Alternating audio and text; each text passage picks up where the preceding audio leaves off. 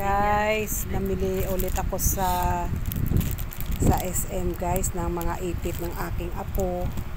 Ayan, tatlong babae siya guys. Ayan ang baby. Tapos ito, napagod kahapon. At ito, ayan. Ayan, napagod sila guys. Kakaantay sa kanyang tita nga nagpaayos ng buhok. Ayan, habang nagpaayos ng buhok, namili kami ng mga ipit kasi yung isa kong apo, yan, magpasok na sa school, kailangan may mga may mga tali na siya guys. Ayan ang tali niya. Ayan, na binili namin. Tapos binilhan ko rin guys ang isa kong apo nga baby, ayan, ng damit tsaka pants pang tulog niya sa gabi. Malamig. Ayan guys, binili ko yung mga tali sa SM. Yan, paghati-hatiin ko yan guys, para hindi sila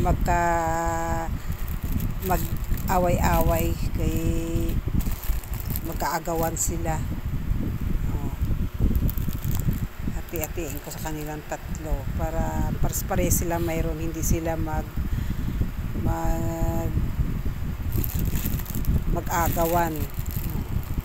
ng mga ipit. Guys, ayan.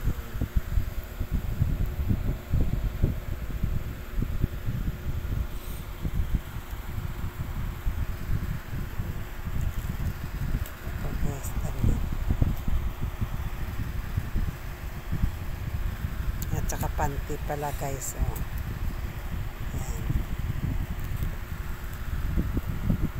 Gabi na kami umuwi gabi guys, na alas 9 na ng gabi, kaya napagod ang aking mga apo. Ito ako guys.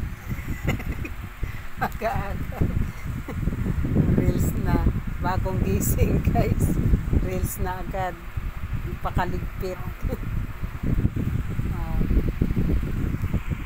Kita naman ako.